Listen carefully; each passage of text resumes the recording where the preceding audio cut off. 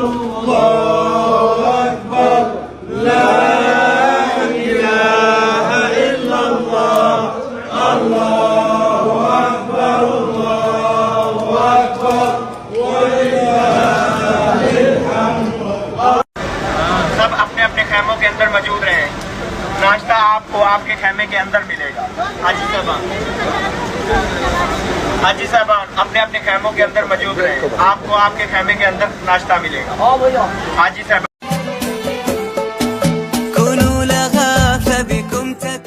السلام علیکم ورحمۃ اللہ وبرکاتہ۔ آپ کی زندگی کا سب سے اچھی ویڈیو ہوگی، کیونکہ اس ویڈیو میں حج کے بارے میں کمپلیٹ مکمل آپ کے مددگار گائیڈ بتائی جائے گی کہ آپ حج کریں یا آپ کے پڑوسی، آپ کے امی ابو کبھی بھی زندگی میں کوئی بھی کرے تو اس کو گائیڈ کس طریقے سے بتائے، اور اس ویڈیو کو شیئر کریں کیونکہ آپ کی مددگار بھی ہوگی اور دوسروں کو فائدہ ہوگا انشاءاللہ۔ میں گلزار ندوی آپ کا بھائی، بہت اچھی ویڈیو آگے ضرور دیکھیے گا۔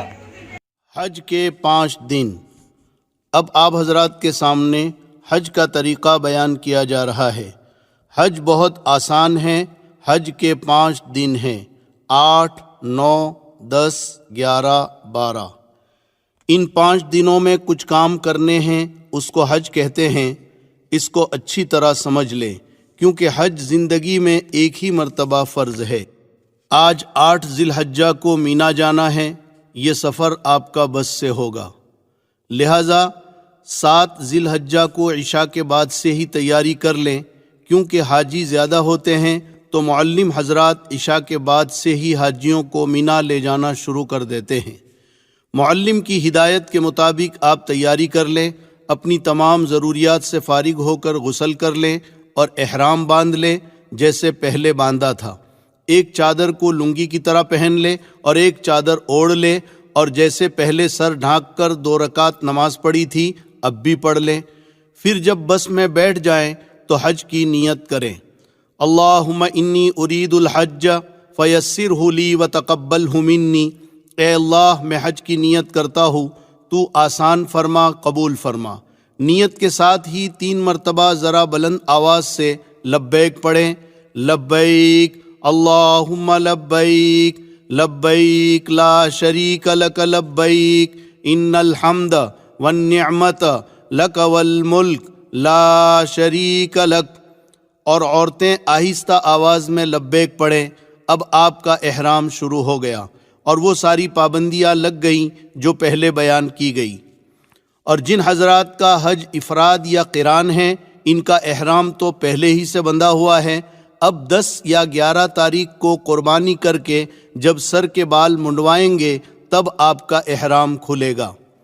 اب آپ کو پہلے کی طرح ہر موقع پر چلتے پھرتے اٹھتے بیٹھتے خوب ذوق و شوق کے ساتھ اور اللہ کی عظمت و محبت کے ساتھ لبیک پڑھتے رہنا ہے، اور 10 ذی الحجہ کو بڑے شیطان کو جب کنکری ماریں گے تب تک یہ پڑھتے رہیں گے، اور یہ خیال کر کے پڑھنا ہے کہ میں حضرت ابراہیم علیہ السلام کی پکار کا اللہ کو جواب دے رہا ہوں اور اللہ میری بات سن رہا ہے۔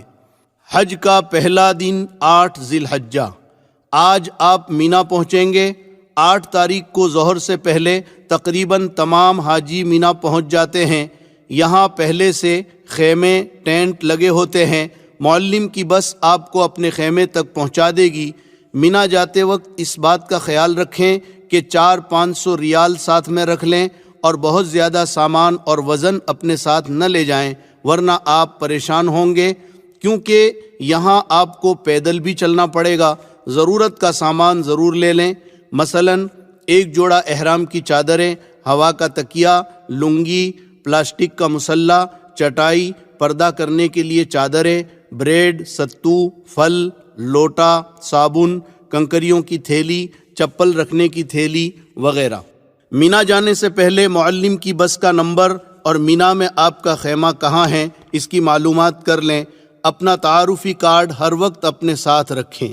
اپنے خیموں میں پہنچ کر اس بات کا پورا دھیان رکھیں کہ بے پردگی نہ ہو، اس لیے اگر ہو سکے تو خیمے کے ساتھیوں کو جوڑ کر حکمت و محبت کے ساتھ ان سے بات کر کے بیچ میں پردہ ڈال دیں تاکہ مستورات ایک طرف ہو جائیں اور مرد ایک طرف ہو جائیں۔ مینا پہنچ کر اپنے خیمے کا نمبر اور خیمہ کس روڈ پر ہے اسے بھی یاد کر لیں اور لکھ کر محفوظ کر لیں۔ مینا مکہ مکرمہ سے 3 میل کے فاصلے پر 2 طرفہ پہاڑوں کے درمیان بہت بڑا میدان ہے جس میں پہاڑی رقبہ بھی ہے۔ پورے مینا کا مجموعی رقبہ 7 لاکھ مربع میٹر ہے، جس میں جمرات کی 5 منزلہ عالیشان عمارت بھی بنی ہوئی ہے۔ مینا میں آج آپ کو 5 نمازیں پڑھنی ہیں، ظہر، عصر، مغرب، عشاء اور 9 ذی الحجہ کی فجر۔ یہ 5 نمازیں اپنے خیموں میں باجماعت ادا کریں، بس اور کوئی کام آج مینا میں نہیں ہے۔ باقی وقت ذکر و دعا اور تسبیح و تلاوت میں اور حج کو سیکھنے میں گزاریں۔ حج کا دوسرا دن 9 ذی الحجہ۔ آج حج کا دوسرا دن ہے۔ آج سے ایام تشریق بھی شروع ہو گئے، لہٰذا فجر کی نماز کے بعد فوراً مرد بلند آواز سے اور عورتیں آہستہ آواز سے تکبیر تشریق پڑھیں۔ اللہ اکبر لا الہ الا اللہ واللہ اکبر وللہ الحمد۔ تکبیر تشریق 9 ذی الحجہ کی فجر سے 13 ذی الحجہ کی عصر تک ہر فرض نماز کے بعد مرد اور عورت پر 1 مرتبہ پڑھنا واجب ہے۔ 9 ذی الحجہ کا دن بڑا ہی عظیم الشان دن ہے۔ آج آپ کو سورج نکلنے کے بعد مینا سے عرفات کی طرف روانہ ہونا ہے۔ عرفات مینا سے 6 میل پر ایک بڑا میدان ہے، یہاں بھی پہلے سے خیمے ٹینٹ لگے ہوتے ہیں۔ عرفات میں ایک مسجد ہے، مسجد نمیرہ، اس میں امام حج ظہر اور عصر ایک ساتھ پڑھاتے ہیں۔ اگر آپ بھی اس مسجد میں پہنچ کر ظہر اور عصر ایک ساتھ پڑھنا چاہیں تو پڑھ سکتے ہیں، مگر اس بات کا خیال رکھیں کہ امام اس زمانے میں صبح نجد سے آتا ہے اور مسافر رہتا ہے، اس لیے دونوں نمازوں کو 2 رکعت کر کے وہ قصر پڑھاتا ہے۔ آپ بھی اگر مسافر ہیں یعنی 15 دن سے کم آپ کا قیام ہے تو امام کے ساتھ قصر پڑھ لیں، اور اگر آپ مقیم ہیں تو آپ کو 4 رکعت پڑھنی ہے، لہٰذا امام جب ظہر کی 2 رکعت پڑھا کر سلام پھیر دے تو آپ جلدی سے کھڑے ہو کر بغیر سورہ فاتحہ اور سورت کے رکوع سجدے کے ساتھ 2 رکعت پڑھ کر سلام پھیر دیں، اس کے بعد امام کے ساتھ عصر کی نماز میں شریک ہو جائیں، اور جب امام عصر کی 2 رکعت پڑھا کر سلام پھیر دے تو آپ فوراً کھڑے ہو کر باقی 2 رکعت اسی طرح پوری کر لیں، یعنی بغیر کچھ پڑھے۔ بعض لوگ مسئلہ نہ جاننے کی وجہ سے باوجود مقیم ہونے کے امام کے ساتھ سلام پھیر دیتے ہیں، ایسی صورت میں ان کی نماز نہیں ہوتی، انہیں اپنی نماز لوٹانا ضروری ہے۔ مگر آج کل بزرگوں بھیڑ بہت زیادہ ہوتی ہے، بھیڑ میں ہو سکتا ہے آپ اپنا خیمہ بھول جائیں اور بھٹک جائیں، اس لیے آپ مسجد نمیرہ میں جانے کی کوشش نہ کریں اور اپنے خیموں میں جماعت کے ساتھ ظہر کے وقت میں ظہر اور عصر کے وقت میں عصر کی نماز پڑھیں۔ یہاں اپنے خیموں میں دونوں نمازیں ایک ساتھ نہ پڑھیں، اس کے بعد ذکر و دعا میں لگ جائیں۔ عرفات کے یہ چند گھنٹے ظہر سے مغرب تک پورے حج کا خلاصہ اور نچوڑ ہے۔ یہ دعاؤں کی قبولیت اور مغفرت کا دن ہے۔ اس دن میں اللہ تعالیٰ سمائے دنیا پر نزول فرماتے ہیں اور فرشتوں پر فخر کرتے ہیں کہ دیکھو میرے بندے ایک ہی حالت میں اس میدان میں بکھرے ہوئے ہیں، ایک ہی ترانہ ان کی زبان پر ہے، یہ مجھ سے توقع لگائیں، میرے سامنے ہاتھ اٹھا کر دعائیں مانگ رہے ہیں۔ اللہ تعالیٰ کہتے ہیں میرے فرشتوں ما اراد ہؤلائی، میرے یہ بندے کیا چاہتے ہیں، کیوں جمع ہوئے ہیں؟ پھر اللہ کہتے ہیں یا ملائکتی انی اشہدکم انی قد غفرت لہم، میرے فرشتوں گواہ رہو میں نے ان تمام بندوں کی مغفرت کر دی۔ لہٰذا پوری طرح ہم اللہ کی طرف متوجہ رہیں۔ آج کا خاص کام دعا اور استغفار ہے۔ غروب تک قبلہ رو کھڑے کھڑے جتنا کھڑے رہ سکتے ہیں، پھر بیٹھ کر، پھر کھڑے رہ کر اللہ کے سامنے خوب گڑ گڑائیں، دعا کی کتاب پڑھیں۔ اس دن میں اپنے مالک کو جتنا منوا سکتے ہیں منوا لیں، اپنے لیے، گھر والوں کے لیے، والدین کے لیے، رشتہ داروں کے لیے، محسنین کے لیے، دوست و احباب کے لیے، مرحومین کے لیے اور تمام حاجیوں کے لیے اور پوری امت کے لیے خوب گڑ گڑا کر دعا مانگے۔ جس زبان میں مانگ سکتے ہیں مانگے۔ عرفات کے میدان میں زوال سے غروب تک کے وقت میں تھوڑی دیر وقوف کرنا یعنی ٹھہرنا حج کا بہت بڑا فرض ہے۔ اسی لیے حدیث شریف میں فرمایا الحج عرفہ، حج عرفہ ہی کا نام ہے۔ اسی لیے وہاں جو لوگ بیمار ہوتے ہیں، ICU میں ہوتے ہیں، ان کو بھی حکومت ایمبولنس میں ڈاکٹر کی ٹیم کے ساتھ یہاں کی حاضری کرا دیتی ہے، اور جو VIP لوگ ہوتے ہیں ان کو بھی ہیلی کاپٹر سے عرفات کے میدان میں لا کر یہ فرض پورا کرا دیتے ہیں تاکہ ان کا حج ہو جائے۔ ہو سکے تو عرفات کے میدان میں یہ چند معمولات بھی کر لیں۔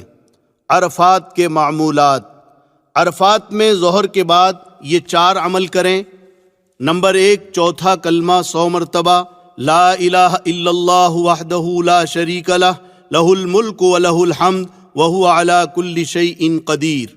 نمبر 2، بسم اللہ کے ساتھ سورہ اخلاص 100 مرتبہ، بسم اللہ الرحمن الرحیم، قل هو اللہ احد اللہ الصمد لم یلد ولم یولد ولم یکن لہ کفوا احد۔ نمبر 3، درود ابراہیم اخیر میں وعلینا معہم کے اضافے کے ساتھ 100 مرتبہ، اللہم صلی علی محمد وعلی آل محمد کما صلیت علی ابراہیم وعلی آل ابراہیم انک حمید مجید وعلینا معہم۔ نمبر 4، استغفار جو آپ کو یاد ہو 100 مرتبہ، استغفر اللہ ربی من کل ذنب واتوب الیہ۔ اس کے ساتھ قرآن کی تلاوت، مناجات مقبول یا الحزب الاعظم بھی پڑھ سکتے ہیں تو ضرور پڑھیں۔ حضور اکرم صلی اللہ علیہ وسلم سے عرفات میں دودھ پینا ثابت ہے، لہٰذا سنت کی اتباع میں آپ بھی اگر میسر ہو سکے تو دودھ پی لیں یا کوئی اور چیز کھا پی لیں۔ یہاں پر ایک مسئلہ اچھی طرح سمجھ لیں کہ یوں تو عرفات کا وقت 9 تاریخ کی زوال سے لے کر 10 تاریخ کی صبح صادق تک ہے، یعنی اس درمیان میں کوئی بھی آدمی حج کی نیت سے احرام پہن کر تھوڑی دیر کے لیے بھی عرفات میں آ جائے تو وہ حاجی ہو جائے گا، مگر اس میں مغرب تک رکنا واجب ہے۔ اگر کوئی مغرب سے پہلے عرفات سے نکل جائے گا تو دم لازم ہوگا۔ مزدلفہ کی طرف روانگی: جب سورج غروب ہو جائے تو مغرب کی نماز پڑھے بغیر مزدلفہ کی طرف روانہ ہو جائیں۔ مغرب کی نماز نہ عرفات میں پڑھے نہ راستے میں، بلکہ مزدلفہ پہنچ کر عشاء کے وقت میں مغرب اور عشاء دونوں نمازیں ایک ساتھ پڑھیں، ایک اذان اور ایک اقامت کے ساتھ، یعنی اذان کے بعد تکبیر کہہ کر فوراً مغرب کی جماعت شروع کریں، فرض پڑھ کر فوراً امام سلام پھیر دے اور اس کے بعد بغیر تکبیر کے عشاء کی جماعت شروع کرے، اس کے بعد مغرب کی سنتیں، پھر عشاء کی سنتیں اور وتر پڑھیں۔ مزدلفہ عرفات سے 3 میل پر ایک میدان ہے، یہاں خیمے نہیں لگے ہوتے ہیں۔ یہ رات آپ کو مزدلفہ میں گزارنی ہے۔ یہ رات بڑی عظیم الشان اور بڑی قابل قدر ہے۔ روایتوں میں ہے کہ یہ رات شب قدر سے زیادہ قابل قدر اور افضل ہے۔ روایتوں میں ہے کہ حجۃ الوداع میں رسول اللہ صلی اللہ علیہ وسلم نے عرفات میں امت کے لیے بہت کچھ مانگا۔ اللہ تعالیٰ نے سوائے ایک دعا کے حضور صلی اللہ علیہ وسلم کی تمام دعائیں قبول فرما لی، لیکن مزدلفہ میں پہنچ کر آپ صلی اللہ علیہ وسلم نے خود گڑ گڑا کر اللہ سے دعائیں مانگی اور اسی دعا کو پھر مانگا جو عرفات میں مانگا تھا، تو یہاں پر اللہ نے وہ دعا بھی قبول فرما لی اور آپ امت کے انجام سے بہت ہی خوش اور مطمئن ہو گئے، اور شیطان کو دیکھا کہ بہت ہی واویلا کر رہا ہے اور اپنے سر پر مٹی ڈال رہا ہے۔ لہٰذا یہ رات بڑی عظیم ہے، اس کی ہمیں خوب قدر کرنی ہے۔ فجر کی نماز کے بعد سے سورج نکلنے کے قریب تک تھوڑی دیر مزدلفہ میں ٹھہرنا واجب ہے۔ فجر سے پہلے ہرگز مزدلفہ سے نہ نکلے، ورنہ واجب چھوٹنے سے دم لازم آئے گا۔ اور یہ بات بھی یاد رکھیں کہ مزدلفہ سے ایک حاجی کے لیے 70 کنکریاں بھی چن لے۔ کنکری بڑے چنے کے دانے کے برابر ہو، نہ بہت چھوٹی ہو نہ بہت زیادہ بڑی ہو۔ حج کا تیسرا دن 10 ذی الحجہ: جب مزدلفہ میں سورج نکلنے کا وقت قریب ہو جائے تو وہاں سے مینا کی طرف روانہ ہو جائے۔ آج 10 ذی الحجہ یعنی قربانی کا دن ہے، عید کا دن ہے۔ حج کی مشغولی کی وجہ سے عید کی نماز اللہ نے حاجیوں سے معاف کر دی ہے۔ آج آپ کو 4 کام کرنے ہیں اور بہت آسان ہیں۔ نمبر 1، جمرات کی رمی یعنی شیطانوں کو کنکریاں مارنا۔ نمبر 2، قربانی۔ نمبر 3، حلق یا قصر یعنی بال منڈوانا یا بال کٹوانا۔ نمبر 4، طواف زیارت۔ 10 ذی الحجہ کا پہلا کام، سب سے پہلے آج آپ کو رمی کرنی ہے، پھر قربانی کرنی ہے، پھر حلق کرنا ہے۔ ان 3 میں ترتیب واجب ہے، اور طواف زیارت 10 کی صبح سے 12 کی مغرب تک کبھی بھی کر سکتے ہیں، ترتیب ضروری نہیں۔ تو آج مینا میں سب سے پہلے جمرہ عقبہ یعنی بڑے شیطان کو 7 کنکریاں مارنا ہے۔ مینا میں 3 جگہوں پر لمبے ستون بنے ہوئے ہیں، ان کو جمرات کہتے ہیں۔ اب اس کی 5 منزلہ عالیشان عمارت بنی ہوئی ہے، اور ہر طرف سے آنے والوں کے لیے الگ الگ منزلیں طے کر دیے ہیں۔ داخل ہونے کا راستہ بھی الگ ہے اور نکلنے کا راستہ بھی الگ ہے۔ پہلا جمرہ مسجد خیف کے قریب ہے، جس کو جمرہ اولا کہتے ہیں۔ دوسرا اس سے آگے ہے، اس کو جمرہ وسطیٰ یعنی درمیانی جمرہ کہتے ہیں۔ تیسرا بالکل مینا کے اخیر میں ہے، جس کو جمرہ عقبہ یعنی آخری جمرہ کہتے ہیں۔ آج صرف جمرہ عقبہ یعنی بڑے شیطان کو 7 کنکریاں مارنا ہے۔ اس کا وقت صبح صادق سے آئندہ کل کی صبح صادق تک ہے، لہٰذا اس میں جلد بازی بالکل نہ کریں۔ جس وقت سہولت اور آسانی ہو اس وقت ماریں، رات میں بھی مار سکتے ہیں۔ اور ابھی تک جو آپ لبیک پڑھ رہے تھے، بڑے شیطان پر پہلی کنکری کے ساتھ لبیک کا سلسلہ بند کر دیں۔ تو 10 تاریخ کا پہلا کام بڑے شیطان کو 7 کنکریاں مارنا ہے۔ کنکری شہادت کی انگلی اور انگوٹھے سے پکڑیں، اور ہر کنکری کے ساتھ یہ دعا پڑھتے جائیں، بسم اللہ اللہ اکبر رغمن للشیطان ورضا للرحمن۔ میں کنکری مارتا ہوں شیطان کو ذلیل کرنے اور رحمان کو راضی کرنے کے لیے۔ اگر پوری دعا یاد نہ ہو تو صرف بسم اللہ اللہ اکبر کہہ کر اپنی زبان میں کہیں، شیطان کو ذلیل کرنے اور رحمان کو راضی کرنے کے لیے میں کنکری مارتا ہوں۔ یہ بات ذہن میں رکھیں کہ کنکریاں ستون ہی کو لگنا ضروری نہیں، بلکہ ستون کے اطراف میں بنے ہوئے دائرے میں بھی گر جائے گی تو واجب ادا ہو جائے گا۔ یہ بات بھی اچھی طرح سمجھ لیں کہ ہر کنکری کو الگ الگ مارنا ہے۔ اگر کسی نے غلطی سے یا غصے سے 7 کنکریاں ایک ساتھ مار دی تو یہ ایک ہی کنکری مانی جائے گی، لہٰذا ایک ایک کنکری الگ الگ ماریں۔ کنکری مارنے کے لیے جب اپنے خیمے سے چلے تو کچھ کنکریاں زیادہ لے کر چلیں، تاکہ کوئی کنکری آپ کے ہاتھ سے گر جائے تو کم نہ پڑے، کیونکہ وہاں سے کنکری اٹھانا سخت منع ہے۔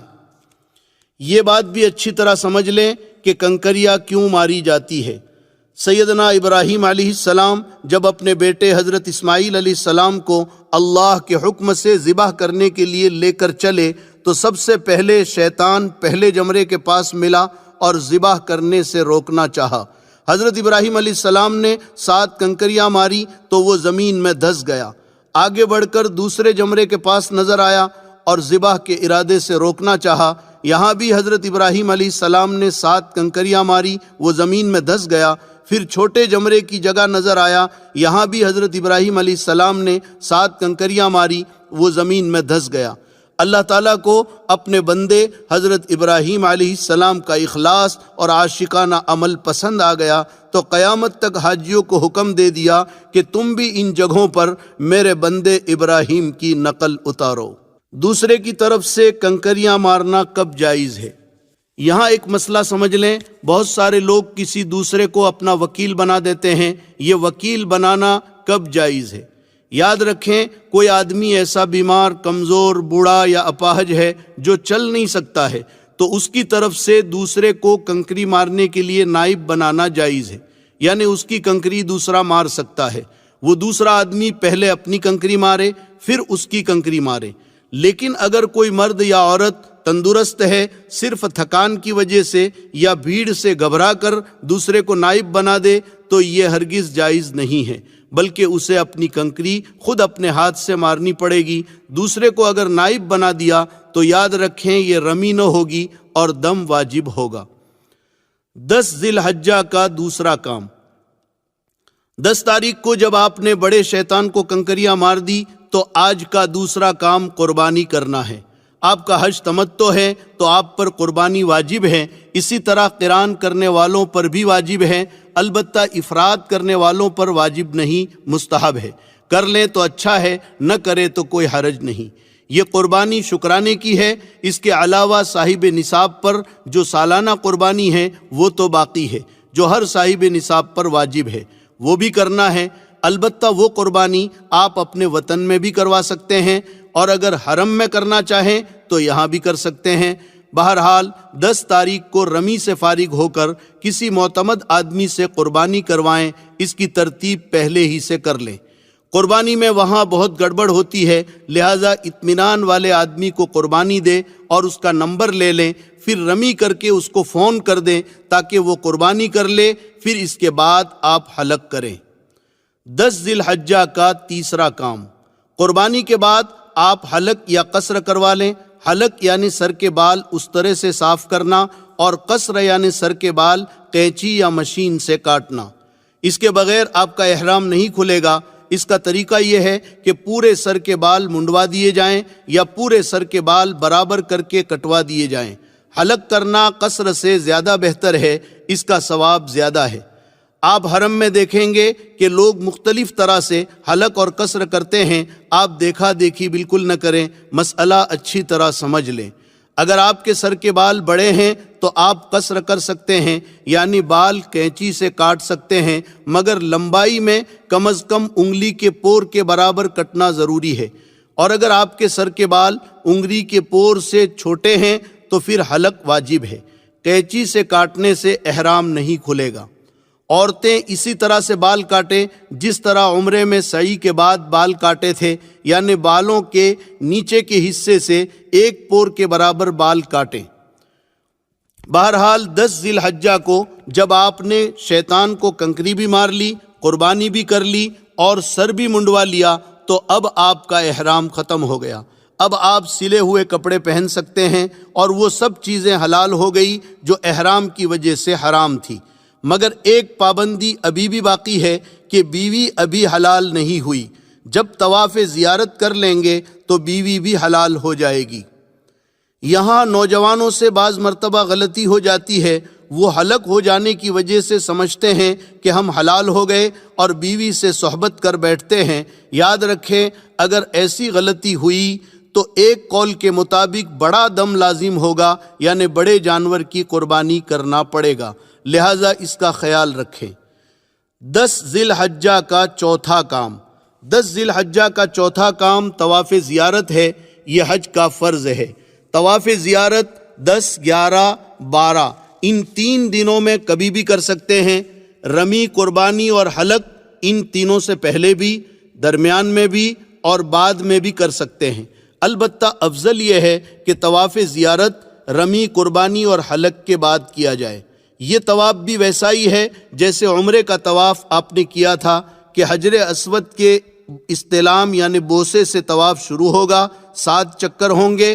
البتہ یہ طواف چونکہ عام طور پر اپنے کپڑوں میں ہوتا ہے، اس لیے کہ حاجی قربانی کر کے حلق کروا لیتا ہے اور احرام اتار دیتا ہے، تو اس میں استباح نہ ہوگا، مگر یاد رکھیں رمل اس میں بھی ہوگا۔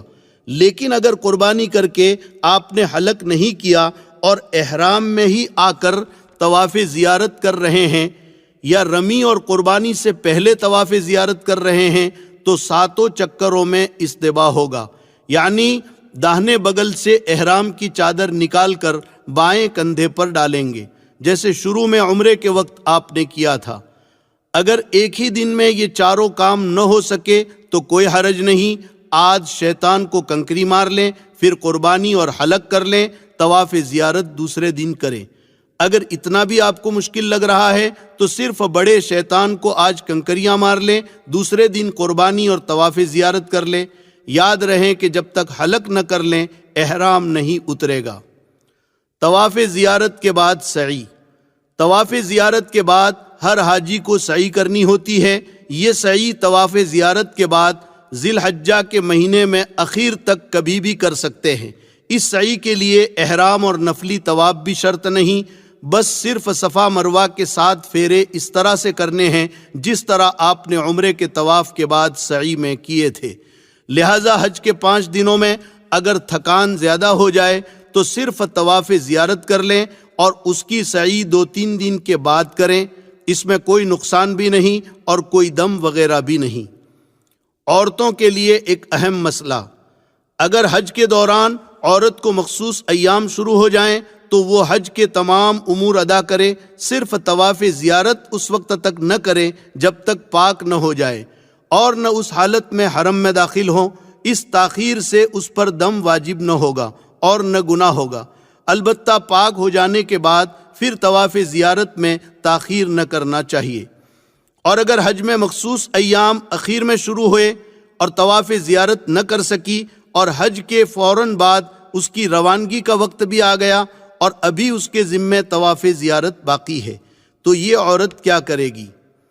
تو اس میں آپ اچھی طرح مسئلہ سمجھ لیں کہ حج کے بعد عورت کا قافلہ روانہ ہو رہا ہے اور اس کے لیے رکنے کی کوئی شکل نہیں ہے، تو اس عورت کے لیے مسئلہ یہ ہے کہ اسی ناپاکی کی حالت میں کپڑا اچھی طرح لپیٹ کر استغفار کرتے ہوئے طواف زیارت کر لیں اور اس کے بعد حرم میں بڑے جانور کی قربانی کرا دیں۔ حج کا چوتھا دن 11 ذی الحجہ، آج حج کا چوتھا دن ہے۔ آج آپ کو زیادہ کام نہیں کرنا ہے۔ اگر 10 تاریخ کو قربانی کی تھی اور طواف زیارت نہیں کیا تھا تو اس کو آج کر لیں، اور اگر کر لیا تھا تو ٹھیک ہے۔ آج کا خاص کام تینوں شیطانوں کو 7 کنکریاں مارنا ہے۔ اس کا وقت زوال کے بعد سے صبح صادق تک رہتا ہے، لہٰذا اس میں جلد بازی بالکل نہ کریں۔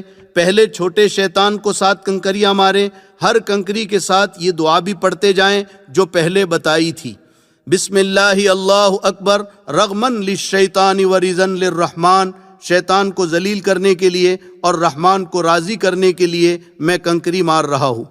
چھوٹے شیطان کو 7 کنکریاں مار کر مجمع سے تھوڑا ہٹ کر قبلہ رو ہو کر ہاتھ اٹھا کر دعا کریں، یہ دعا کی قبولیت کی جگہ ہے۔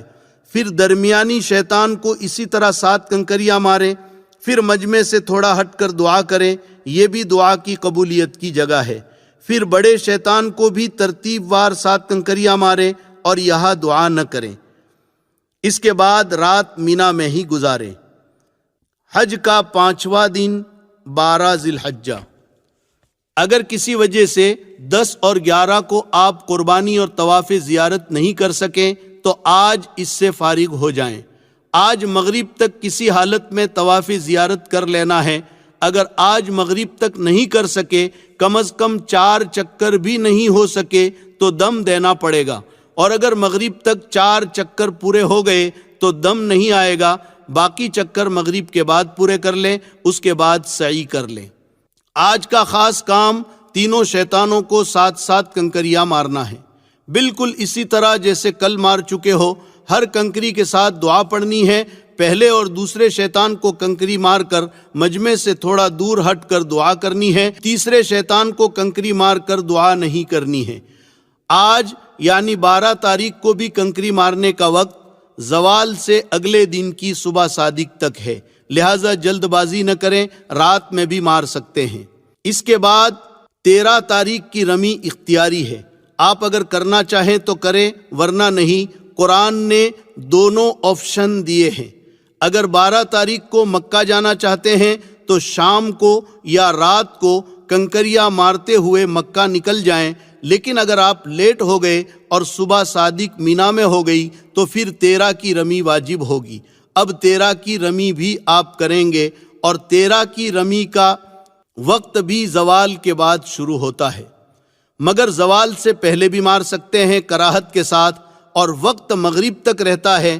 13 کی مغرب تک نہیں مار سکے تو دم لازم آئے گا۔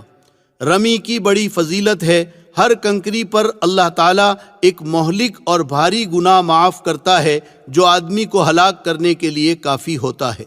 طواف وداع، اب اللہ نے آپ کا حج پورا کر دیا، اب آپ پر کوئی خاص کام باقی نہیں رہا، صرف ایک کام رہ گیا، وہ یہ کہ جب آپ مکہ مکرمہ سے رخصت ہوں گے تو آپ کو رخصتی طواف کرنا ہے، جس کو طواف وداع کہتے ہیں، وہ بھی صرف طواف ہے، اس میں سعی نہیں ہے۔ اس میں بھی سہولت ہے، بالکل نکلتے وقت اگر موقع نہیں مل سکا تو کوئی حرج نہیں۔ حج کے بعد مکہ میں جتنے دن آپ رہیں گے تو اس میں آپ نفلی طواف تو کریں گے ہی، تو جو آخری طواف آپ نے کیا ہے وہ رخصتی طواف سمجھا جائے گا۔ لیکن اگر آپ کو پتہ ہے اور نکلنے کا وقت معلوم ہے اور موقع ہے تو آخری طواف دھیان کے ساتھ ضرور کر لیں۔ یہ الوداعی طواف شاید کوئی حاجی ہو جو روئے بغیر کرتا ہو، لوگ ہچکیاں مار کر روتے ہیں، یہ آخری طواف ہے، پتہ نہیں پھر نصیب ہوتا ہے یا نہیں۔ 25 دن اور 1 مہینے میں آپ کا دل بیت اللہ سے ایسا لگ چکا کہ آپ اپنے آنسوؤں پر قابو نہیں کر سکتے۔ سوچو میرے آقا مدنی صلی اللہ علیہ وسلم پر کیا گزری ہوگی جب مکے والوں نے ہجرت کرنے پر مجبور کر دیا۔ آپ کے 53 سال مکہ مکرمہ میں گزرے تھے، بچپن بھی یہاں گزرا تھا، جوانی بھی یہاں گزری تھی، جبریل امین پہلی وحی بھی یہاں لے کر آئے تھے۔ آپ کو کتنا بھاری پڑا ہوگا۔ آپ مکے سے باہر نکل کر ایک ٹیلے پر چڑھ کر مکے کی طرف حسرت بھری نگاہ ڈال کر روتے ہوئے کہہ رہے ہیں، یا ارض مکہ انکی لخیر ارض اللہ و احب ارض اللہ، اے سرزمین مکہ تو اللہ کی زمینوں میں سب سے زیادہ پیاری اور سب سے زیادہ محبوب ہے، مگر یہ تیرے اندر رہنے والے مجھے رہنے نہیں دیتے، اگر یہ مجھے نہ روکتے تو میں کہیں نہ جاتا۔ پھر مدینے کی طرف چل دیے۔ آپ کی آنکھوں سے آنسو جاری ہے۔ راستے میں اللہ نے قرآن اتارا، ان الذی فرض علیک القرآن لرادک الی معاد، میرے محبوب جس اللہ نے آپ کے اوپر قرآن اتارا ہے وہ اللہ آپ کو عزت اور اکرام کے ساتھ دوبارہ مکہ لائے گا۔ بہرحال الوداعی طواف میں رونا یہ قبولیت کی نشانی ہے۔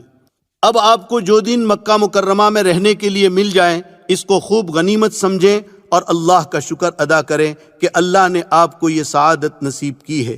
دن رات میں جتنا ہو سکے نفلی طواف کریں، نفلی عمرہ کریں، اپنے لیے، والدین کے لیے، محسنین کے لیے، رشتہ داروں کے لیے اور پوری امت کے لیے دعائیں کریں۔